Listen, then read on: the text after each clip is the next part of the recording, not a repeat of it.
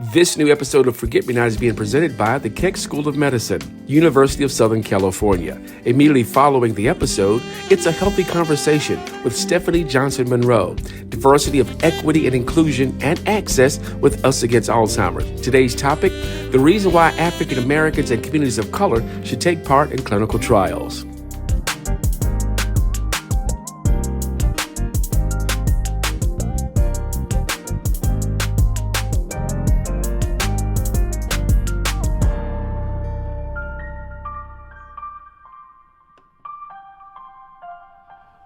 Oh my God.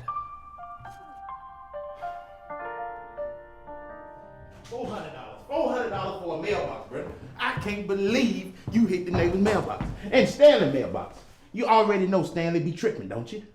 Dad, how many times do I have to keep apologizing? I'm sorry, I didn't see it. Excuse me. I'm testing. I'm out. Brenda.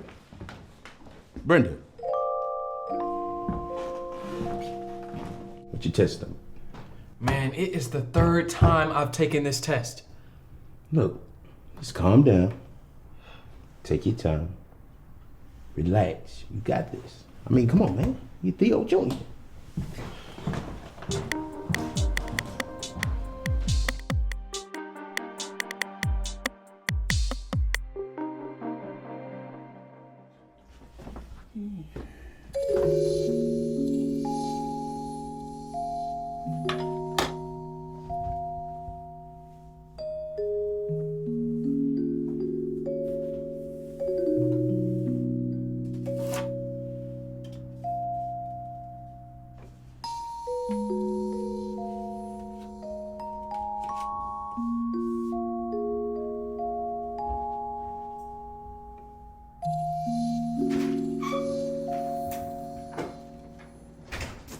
Hey, Tammy. Hello, Mr. Bell. You ready? Ready? I've been ready. June is still in that bathroom. When I called you 30 minutes ago, you said he was in the bathroom. Is he okay? Look, Tammy, let me tell you something. Sometimes he goes in there and he gets lost in himself. Sometimes he looks in the mirror, he doesn't even recognize himself. It's like he's looking at a stranger. I'm telling you, it's sad. It's really sad.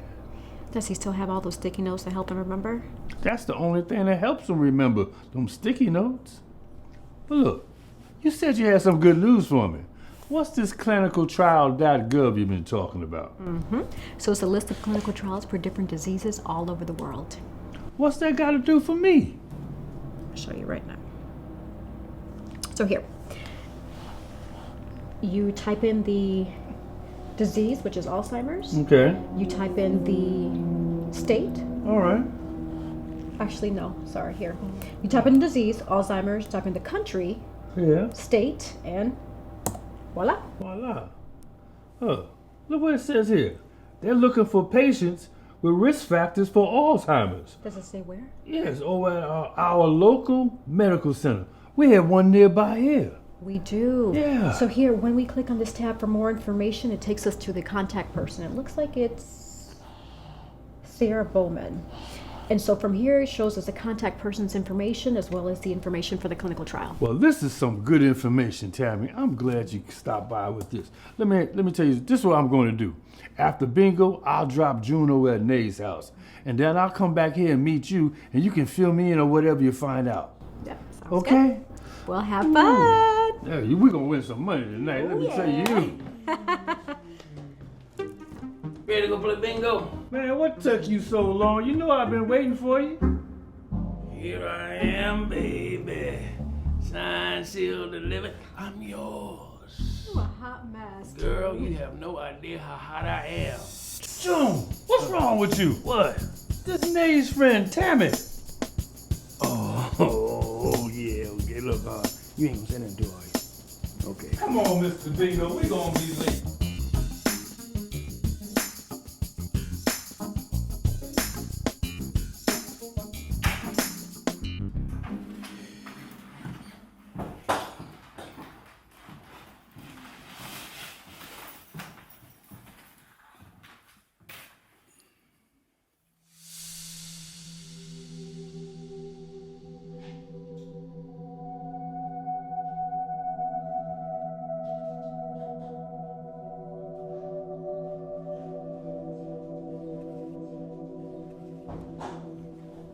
Oh, I can't believe you at home this time of the day.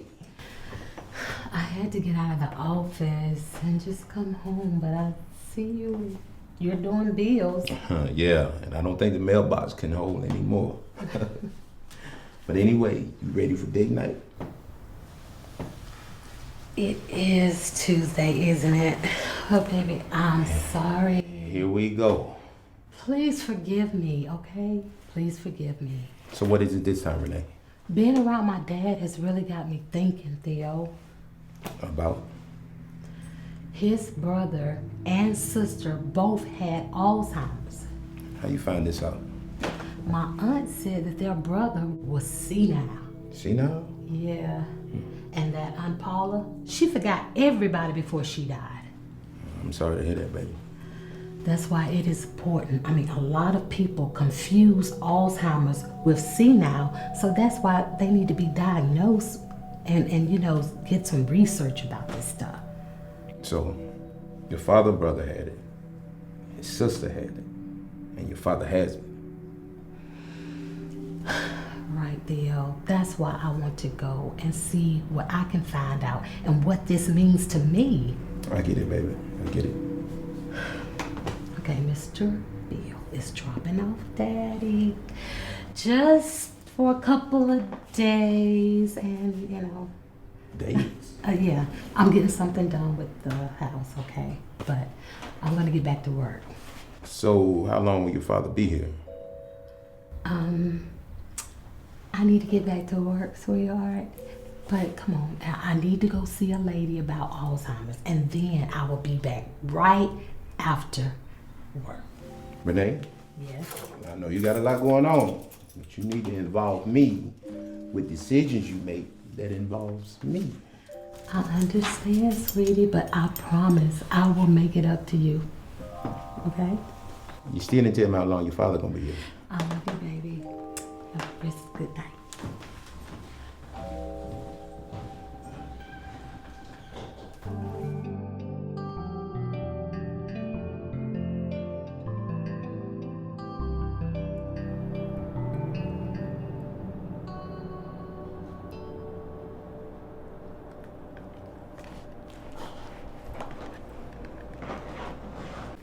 Hello, thank you for calling the medical center. How can I help you?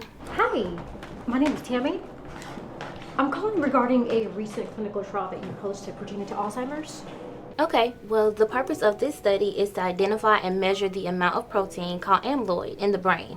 It is thought that the buildup of this may be related to the development of Alzheimer's. Is this study for you? No, it's not for me. It's actually for a friend of the family. He is over 65. He recently found out that both his father and brother had Alzheimer's. Okay, well, I will need for him to come in for an appointment for us, to go over everything with him and to see if he meets all of our criteria. I thought because he was over 55 and has a family history of Alzheimer's that he automatically qualified. Well, I will still need for him to come in. We do need to have him come in just so we can discuss and fully explain the study as well as the process. We will need to do a simple blood test, and based on those results, Mr. Cheeks may need to have a PET scan to confirm the risk and the levels of amyloid. And there will also be an MRI and a lumbar puncture. Oh wow, this is starting to sound like a lot. By the way, what is a lumbar puncture? I've never heard of that. Well, it's also called a spinal tap. It's a medical procedure in which a needle is inserted into the spinal canal. I assure you, we will explain everything to Mr. Cheeks when he comes in for his consultation. And at any time he does not feel comfortable, he is free to leave. Okay, what I'll do is I'll pass this information on to him. When is your next available appointment? Okay, awesome. Well, thank you so much. We'll be in touch. All right, bye-bye.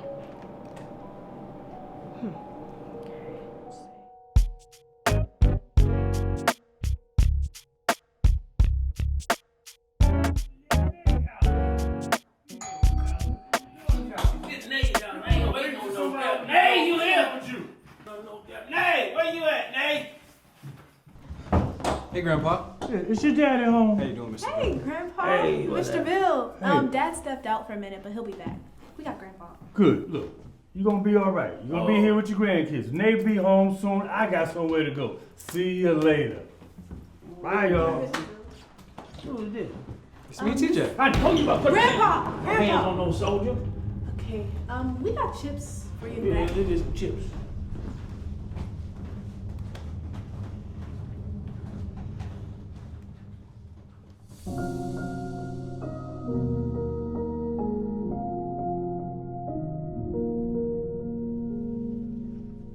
I appreciate you driving me here today. You know, I don't mind, Uncle Bill. I'll take a little bit of wear and tear off me. I really appreciate you bringing me here. I really appreciate you being here. You don't know how much this means to me. You know I got you, Uncle Bill. That's what You family know I for. got you. Thank you. You nervous? Me nervous? A little bit. But look, they made me feel so much better after they explained everything to me. You know, they took their time. They made me feel comfortable about the process, and I appreciate that. You know, but you know what you need to do? You need to get your daddy involved in this. He needs to come through with this clinical trial. He'll help. Now, Uncle Bill, What? you know how your brother is. Yeah. Now, I tried to get him to make an appointment, but he's not 55 yet. You know he be lying about his age. Uncle Bill, you crazy. You know something here? I've been keeping a journal about this process, and I've been documenting everything so that the next person won't be so afraid. That sound good? That sounds That wonderful. sound good to me too. You know, I'll be forgetting things, so I gotta go in here and think about what I've been talking about. Mr. Cheeks? President accounted for. Hey, we've been expecting you. Come on in. Take this. How you doing? I'm good. Very good.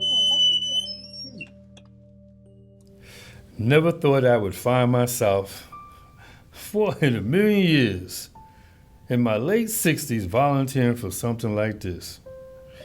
Am I scared? Yeah, a little. But it outweighs my duty to do my part to help my people.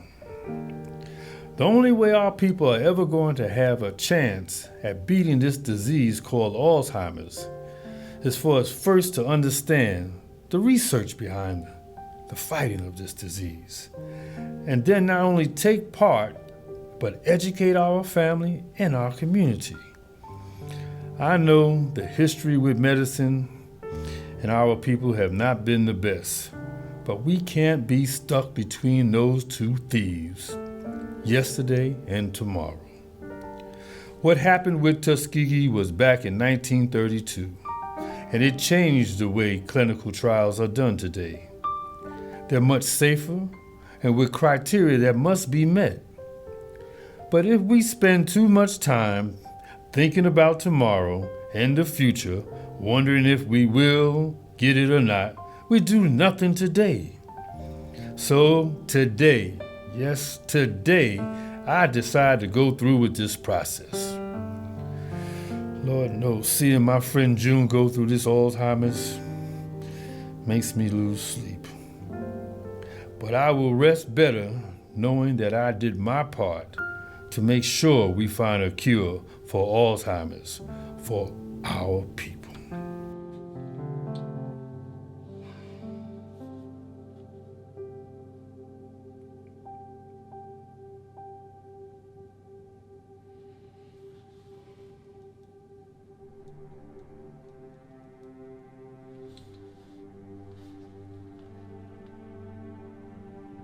Hey, Dad. Hey, listen, I want to talk to you about clinical trials when you get a chance, okay? Yeah. Okay.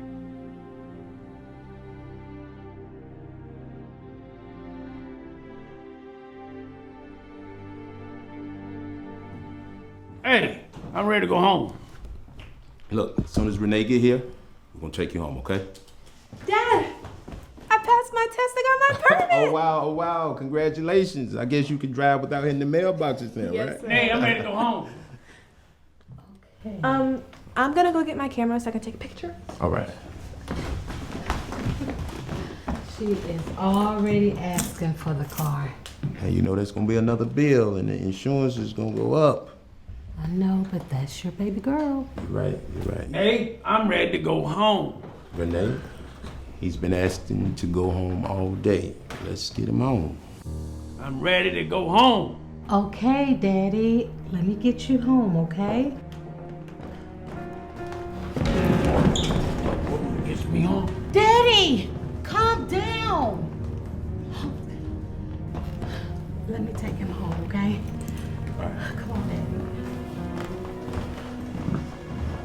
Son, you okay? I'm sorry about that. You good? You straight? Yeah. Okay. Why doesn't Grandpa know me? It's the disease, TJ. Not him. Look, y'all go ahead to the car. We gonna go get dinner, okay?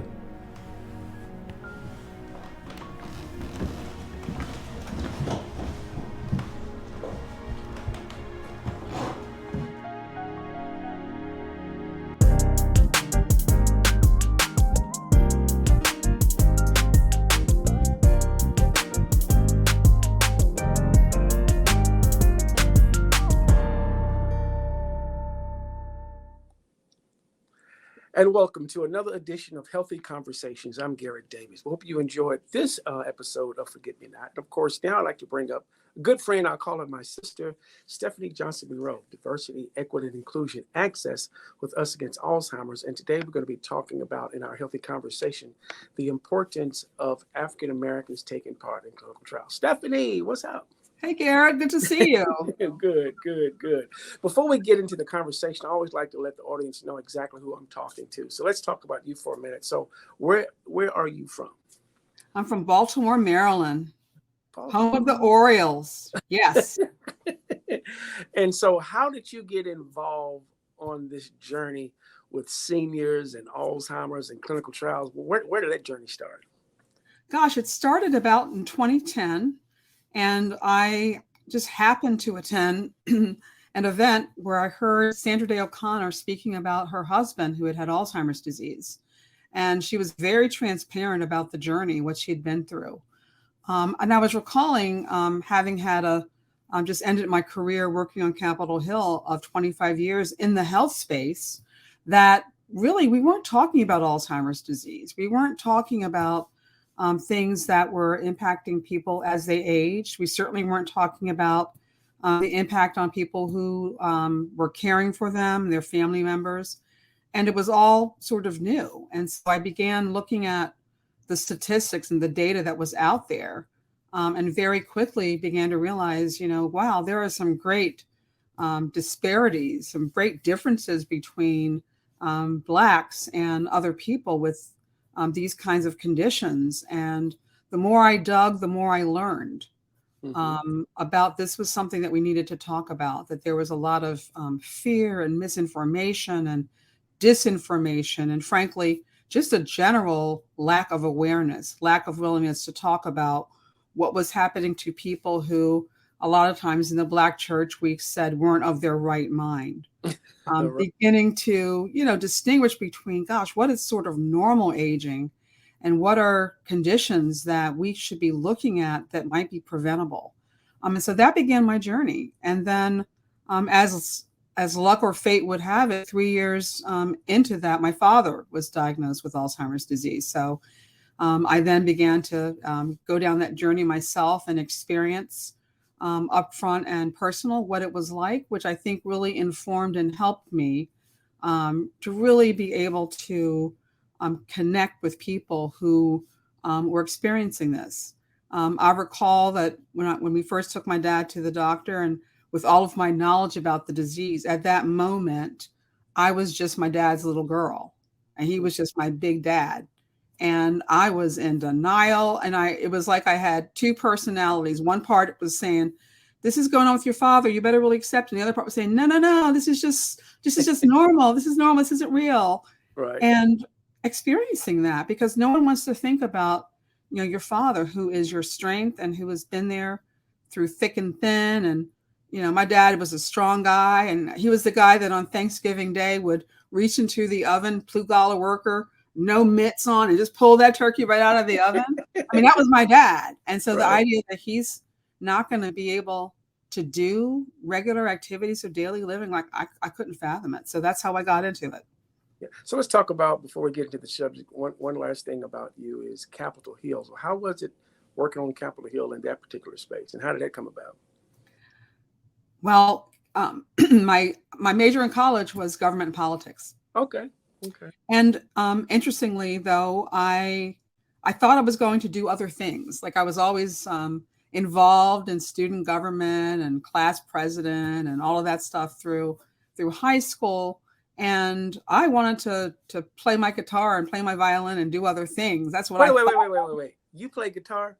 How yes. am I just finding out about that? Well, it's a secret.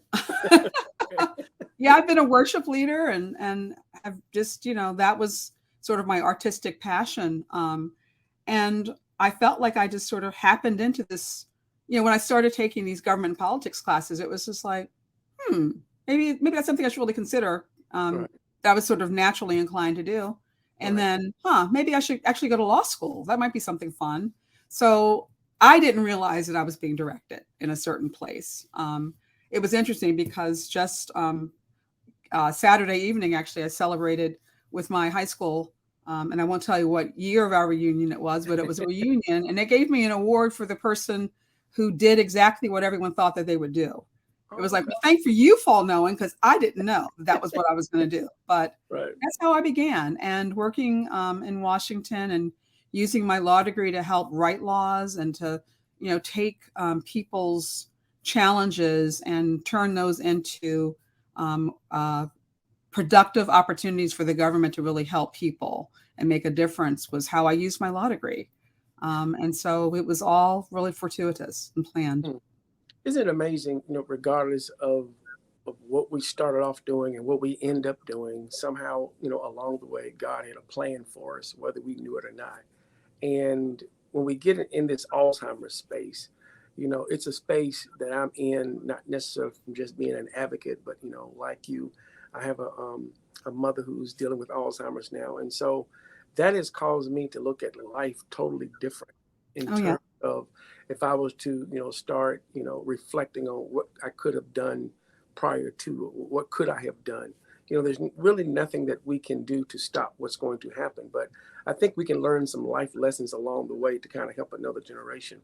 And when we talk about that, I never, thought about clinical trials, honestly, that seriously until I started working with you years ago with the Forget Me Not Project. And, the importance in finding out the statistics of African Americans taking part in clinical trials and understanding that every pill that's on a shelf in Walmart or CVS or wherever you go went through a clinical trial. But yet it seems sometimes, our community can get stuck in Tuskegee. And I'm not trying to discredit what happened with Tuskegee, because had it not been for Tuskegee, we wouldn't be where we are now with clinical trials.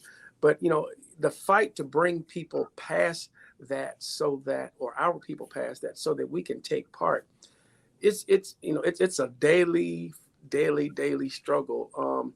So I want to start with, how important is it for communities of color? I'm not going to say take part. I'm going to say just to be educated about clinical trials. We'll get to taking part later, that education process. Right. That's a great question. And I think, like so many other things in our society, we don't think about how is it that, vegetables and fruits ended up in the supermarket, right? We don't think about every day. We don't think about who built these bridges, right? We just are driving across the road and we just, think about the houses that are being built. We don't think about parks, and we don't think about, those things that we get to experience and take advantage of. And something like going into a store and being able to get an aspirin or a vitamin, it's just there for us to consume, right? Mm-hmm. And we don't think about, and I'm guilty of it as anyone else, that something had to happen to make that thing appear, right? There had to be chemists that were putting together formulas and testing them, and they had to test them before in humans, they had to test them on other mice models and in a test tube to see what it was going to do. And then eventually, once they found out that it was, it's safe or it's having a certain effect, then under government direction, they had to say, okay, we're going to now test it on humans. And we're going to do this under really, really, really tight restrictions. And we're going to start with a small group of people, and we're going to make sure there aren't reactions. And then we're going to expand that number to see if it works. And we're going to find out along the way, is it working with other medicines? Is it working with people with other conditions? And is it working on women the same as men, and Blacks the same as whites and Latinos? And so there is a lot of science and thought around so much of what we do, right? How do people figure out, even with the foods, like what's really safe to eat? They're not out in the yard just picking greens, although sometimes it looks like that, to figure out what is safe for us to consume. Someone hundreds of years ago figured out what types of vegetables were going to be able to help us and have a nutritional value. So, we need to think about deeply these things, and ask why. How is it that I got advantage of this? So when I began thinking, and there's nothing novel about me, but except I'm very inquisitive, and looking at medications and drugs and things that were approved by the government and things that weren't approved by the government, and saw these stark numbers that, these drugs and medications and other things are based on 97% of the people who raise their hand who are primarily white European men. And I'm like, well, it's great. It works for them. How do we know it works for me? How do we know it works for me as a female with my hormones? How do we know it works for me, as a female with other types of health conditions? How do we know it works for me during my entire life course in my 30s, 40s, 50s, when I have other diseases? How do we know that it works for someone with diabetes and heart disease? And are they testing that? And so just thinking about that and then delving deeper to find out, we have a political reality, and we want to, and for so long have embraced this idea that we're all the same, right? Everyone's blood is red. Everyone's brain looks the same. It's all the same color. Therefore, it must be the same. And that's a nice thing to think about, that we're all the same. This is not an issue of civil rights, right? We all have certain inherent and basic God-given rights. And that is absolutely true. But it's also true that we were fearfully and wonderfully made, and that we are different. And we're different not just in our culture and our expression and our desires and how we approach family and our religious expression and etc. We are different genetically in some ways. We are different in our experiences, social determinants of health, which we know really impact different conditions. There's a reason why Blacks are twice as likely or 20 times as likely as others to get certain conditions as others. And there's a reason that Jewish people get Tay-Sachs disease and other people don't. There's a reason that Blacks experience sickle cell. We're not all the same, and it's okay, right? What's not okay is if we use those differences to shame people, to hold people back, to not give them the same opportunities as other. We need people participating in research because we have to know that things work for everyone.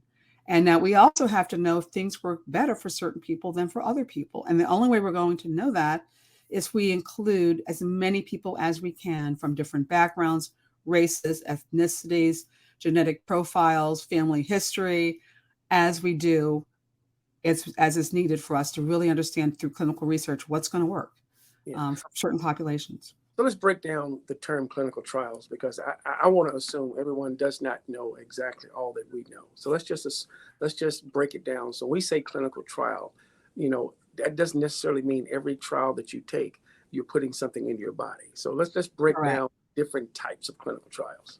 Yeah, it's probably better to call it clinical research or clinical studies, because they are different. They can be very different. The good thing is that there's something out there for everyone. So the thing that people often think about is a clinical trial that involves some type of a medicine, what we call an investigational drug, that someone has created, and they want to find out after all these tests on animal models and on smaller models that it will actually work in people, and it has to be safe and effective for people. So that in that type of a case, you're dealing with some people will be given the actual investigational drug. Some people will be given a placebo, or something we call like a sugar pill, just to see, is the fact of just taking the medicine going to make you feel better? Or is there something actually happening in the chemical that you're taking that makes you better? And then we test it, and we get a real world evidence from people. We find out from them, what did you experience? Did you have a headache? Did you have all these different things? And then we do blood tests on them, and then we do scans on them to find out what is the actual medication doing in your body. So that's one type of a trial. We also do studies to find out how good are we at diagnosing certain conditions. So in order for us to have known, for example, what type of a blood test will we administer to people, we had to have people come forward to see, let's see, does this blood test really work to tell us whether a person has diabetes or prostate cancer? Does this particular X-ray or MRI work to detect cancers or tumors? Does this particular sonogram or ultrasound work to detect vascular conditions or blood flow? And those involved studies. So we had people who had conditions and people who didn't have conditions. And we ran these different tests to find out, okay, are these safe? Are these accurate? How reliable are they? Same thing with the mammogram, right? Someone had to step forward to say, oh, goody, I'm going to go and get my stuff smashed to smithereens to see if it can actually detect whether I have breast cancer or not, and other kinds of uncomfortable things that men go through. Right. But we had to have human subjects to go forward with that. And then the third general type of a study is what we call, I call it like a family history study, where you might just be asked to take questions, right? Tell us about your family. Let's see if there are similarities in your family that could predict health outcomes, educational outcomes, and things like that. So we're going to study family history. We're going to study what kind of food do you eat?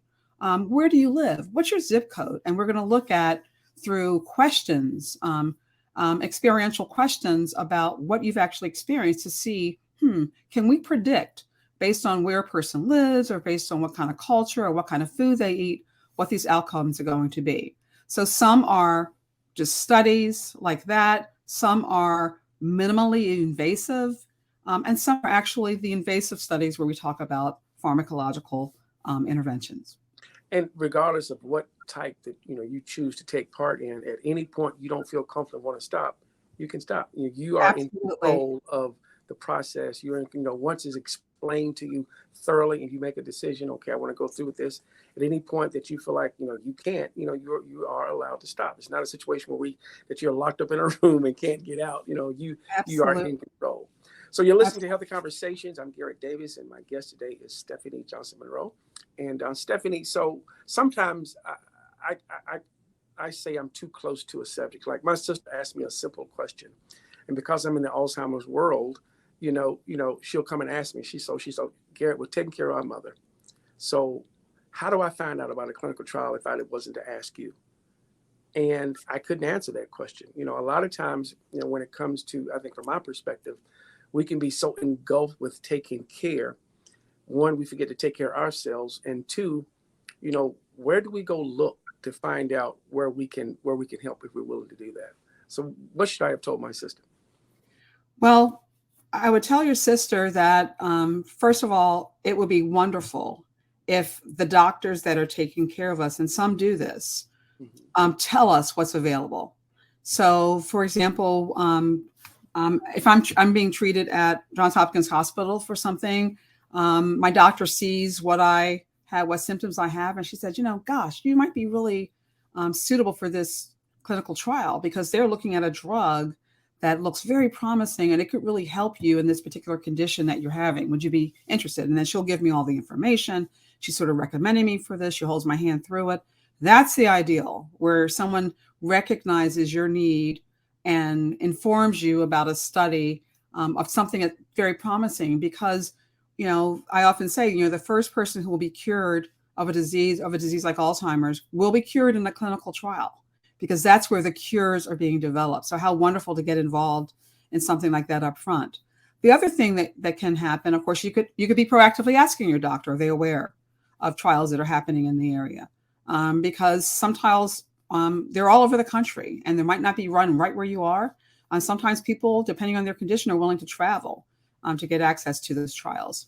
Another way that you can get access to the trial is clinicaltrials.gov. Clinicaltrials.gov has a list of trials, and you put in your information, what your condition is that you're interested in, your zip code, and it will pull up trials and information that might be suitable for you.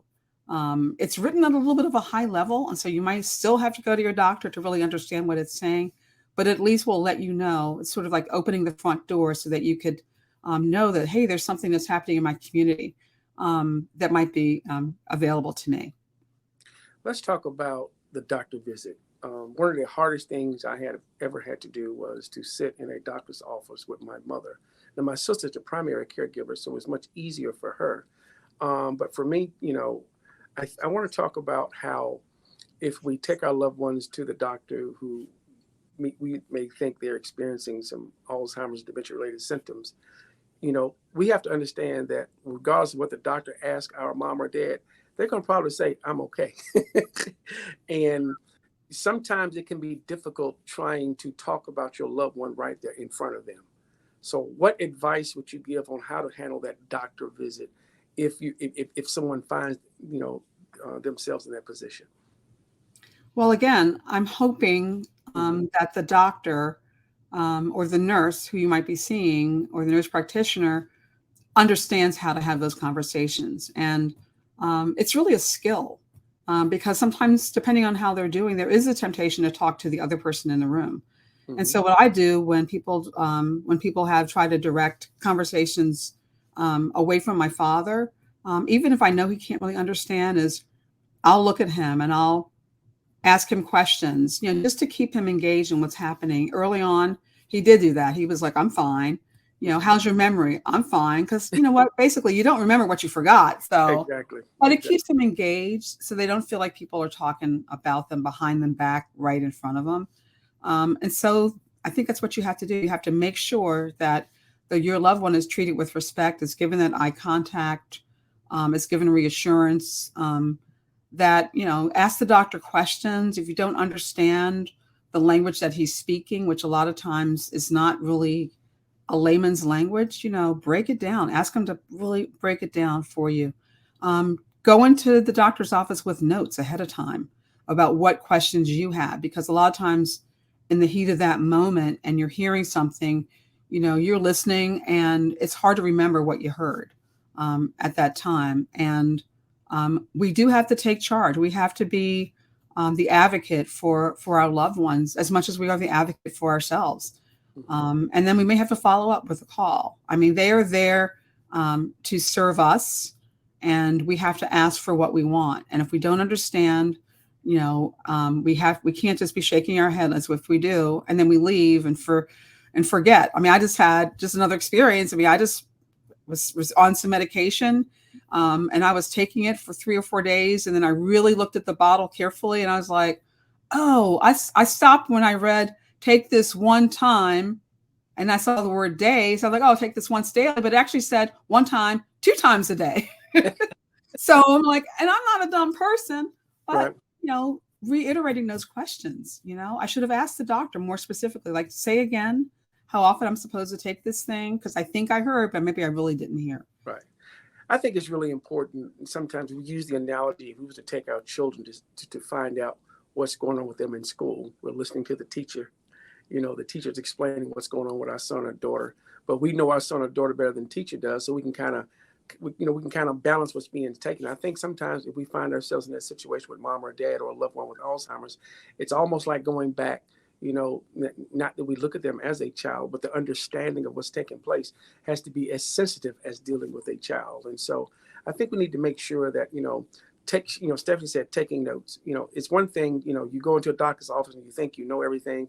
And all it took was mom looking at me funny, just kind of like, oh my God, do I have to say this in front of her? But had I, Emily was there, my sister, but had I had notes, I would have been able to stay on task. And then I think being prepared, I think you have to be prepared and also understand that you are in control of your loved one's care.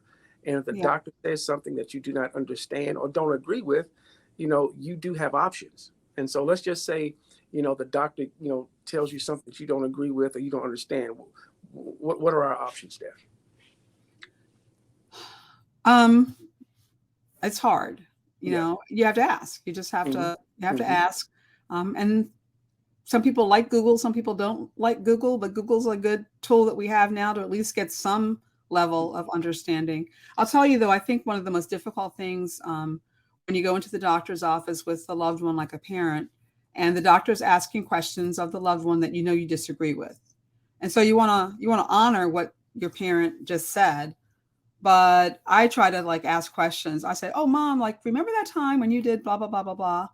And then she might remember it. And then she's recalling it, right? Because you get there. It's sort of like sometimes when you take your car to the shop, it's been acting up for all these weeks. And all of a sudden you take it to the shop and it's good. And so you're trying to repeat what the symptom was. And you can't remember because of that moment. Also, there's a tendency to become, like I said earlier, to become defensive. And that even happens when you're taking a kid into the classroom, right? he's telling you there's something wrong, and you're thinking of every reason why there really isn't something wrong, why it's really normal, right? It takes time, and you're going to have to give yourself some grace in going through that. And you know what? It's okay if you don't get it 100% right the first time, because you're going to have other visits. And you can also follow up with the doctor. You can follow up with the doctor and say, hey, you know, when we had this visit, you asked me XYZ. Well, I got home and I was remembering that this was actually what happened.